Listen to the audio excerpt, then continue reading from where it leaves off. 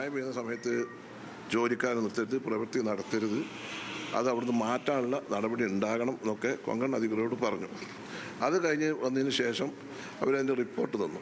അതിൻ്റെ അടിസ്ഥാനത്തിൽ 1-ാം തീയതി വീണ്ടും കൊങ്കൺ അധികൃതരെയും കലക്ടർമാർ ഓൺലൈനിലും സെക്രട്ടറി ഞാനടക്കല്ലേ ഉദ്യോഗസ്ഥന്മാരടക്കല്ലേ മീറ്റിംഗ് കൂടി. അന്ന് നമ്മൾ അവർക്ക് കർശനമായ നിർദ്ദേശം കൊടുത്തിട്ടുണ്ട്. ഒന്നാമത് മേപ്പാടിയാണ്, മേപ്പാടി പ്രദേശത്തിൻ്റെ കാര്യങ്ങളൊക്കെ അറിയാം. പിന്നെ ഇതിന് എല്ലാ അനുമതിയും കൊടുത്തത് കേന്ദ്ര പരിസ്ഥിതി മന്ത്രാലയമാണ്. എല്ലാ അനുമതിയും കൊടുത്ത് അങ്ങനെയാണ് തുരങ്കത്തിൻ്റെ നിർമ്മാണം കഴിഞ്ഞ ഗവൺമെൻറ് കാലത്ത് ആരംഭിക്കുന്നത്. ഇപ്പോൾ വളരെ നിർഭാഗ്യകരമായി, കാരണം നമുക്ക് എന്താണ് അവിടെ സംഭവിക്കണമെന്ന് ഇപ്പോൾ പറയാൻ പറ്റില്ല. മണ്ണിടിഞ്ഞു, 8 ആളുകൾ മണ്ണിനടിയിൽ പെട്ടിട്ടുണ്ടെന്നാണ് ഇപ്പോൾ പ്രാഥമികമായി കിട്ടിയിട്ടുള്ള റിപ്പോർട്ട്. ഒരാളെ അവിടെ രക്ഷപ്പെടുത്തിയിട്ടുണ്ട്. അദ്ദേഹത്തിൻ്റെ സ്ഥിതി എന്താണെന്നുള്ളത് ഇപ്പോൾ വ്യക്തമായ വിവരം കിട്ടിയിട്ടില്ല. സംസ്ഥാന സർക്കാരിന്റെ നിർദ്ദേശങ്ങൾ അവഗണിച്ചതാണ് ഈ ദുരന്തത്തിന്റെ കാരണം എന്നല്ലേ? അപ്പം സംസ്ഥാന സർക്കാരിൻ്റെ നിർദ്ദേശങ്ങൾ വെച്ചാൽ നമ്മൾ ഈ കാര്യങ്ങളൊക്കെ പറഞ്ഞിട്ടുണ്ട്. കൊങ്കൺ നമുക്ക് കൺട്രോൾ ചെയ്ത് നമ്മൾ PWD അല്ല വർക്ക് നടത്തുന്നത്. ഇതൊക്കെ നിർമ്മാണ ഏജൻസിയാണല്ലോ ആര്? കൊങ്കണാണ്.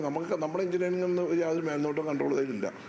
നമുക്കൊരു കൺട്രോളില്ല. കഴിഞ്ഞ ഗവൺമെൻറ് കാലത്ത് അങ്ങനെ കൊടുത്തിട്ടുള്ളത്. PWD ഒരു നോക്കുകുത്തിയായിരുന്നു. PWDക്ക് അതിൽ യാതൊരു പാർട്ടും അതിൽ കിട്ടിയിട്ടില്ല. പിന്നെ അവിടെ എങ്ങനെ അനുമതി കൊടുത്തു എന്നൊക്കെ പരിശോധിക്കണം. വയനാടാണ്, കാരണം ഈ ടനലാണ്. മേപ്പാടിയിലെ മണ്ണ് എന്ന് പറയുന്നത് നമുക്കറിയാം, ചൂരന്മാരെതിരെ ഒരു മേഘവിസ്ഫോടനം, ഒരു അതിരൂക്ഷമായ ഒരു മഴ ഉണ്ടായാൽ അവിടെ എപ്പോഴും മണ്ണിടിച്ചിലും ലാൻഡ്സ്കേപ്പ് ഉണ്ടാകുന്ന ഒരു പ്രദേശമാണ്. അപ്പോൾ നമ്മൾ ഗൗരവമായിട്ട് പഠിക്കണം. ഇപ്പം ബഹുമാനപ്പെട്ട മുഖ്യമന്ത്രി അവിടുത്തെ MLA സിദ്ദീഖുമായി ബന്ധപ്പെട്ടിട്ടുണ്ട്. ഇത് അങ്ങോട്ട് പോകുന്നുണ്ട്. മറ്റുള്ള മറ്റുള്ള ഡിസാസ്റ്റർ പ്രവർത്തനങ്ങളൊക്കെ ഇവിടെ നടക്കുന്നുണ്ട്. മിനിസ്റ്റർ പറയുന്നത് നേരത്തെ തന്നെ ഇത് 2 തവണയായിട്ട് അലേർട്ട് കൊടുത്തിരുന്നു. നമ്മളെ കൊടുത്തിരുന്നു. നമ്മൾ മീറ്റിംഗ് കൂടി. നമ്മൾ ആദ്യം ഞാൻ മന്ത്രിയായി വന്നതിന് ശേഷം എനിക്ക് വയനാടിൻ്റെ എല്ലാ സാഹചര്യങ്ങളും അറിയാം. അതുകൊണ്ട് തന്നെ ഞങ്ങൾ ആദ്യം ഒരു ഓൺലൈൻ മീറ്റിംഗ് കൂട്ടി കഴിഞ്ഞ ശേഷം അവിടുത്തെ സ്ഥിതിഗതികൾ പഠിക്കാൻ വേണ്ടി സെക്രട്ടറിനെ തന്നെ, സാധാരണ മറ്റ് കലക്ടറോട് പറഞ്ഞത്, ഇത് PWD സെക്രട്ടറിയും അഡീഷണൽ സെക്രട്ടറിയും 2 IAS ഓഫീസർമാരെയും എഞ്ചിനീയർമാരെയും പറഞ്ഞയച്ചു. അവർ പോയിട്ട് നിർദ്ദേശങ്ങളൊക്കെ കൊടുത്തു. കലക്ടർമാരുണ്ടായിരുന്നു. അതിൻ്റെ അടിസ്ഥാനത്തിൽ വീണ്ടും 1-ാം തീയതി മീറ്റിംഗ് കൂടി. അവിടെ തിരുവനന്തപുരത്ത് കോൺഗ്രസ് എല്ലാവരെയും വിളിച്ചു കൂടി. ആ മീറ്റിംഗ് ഞാൻ വ്യക്തമായി പറഞ്ഞത് കേരളമാണ്, വയനാടാണ്, മേപ്പാടിയാണ്, വളരെ ശ്രദ്ധിക്കണം.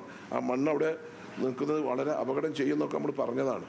ആ മണ്ണ് ഈ ഒരു സമയത്ത് അവർക്ക് എടുക്കാൻ കഴിയില്ല എന്നുള്ളതാണ്. അവർക്ക് എന്താ വെച്ചാൽ ആ മണ്ണ് അവർക്ക് തന്നെ യൂസ് ചെയ്യണം എന്നുള്ള നിലക്കാണ് അവർ അതിൽ നിന്നത്.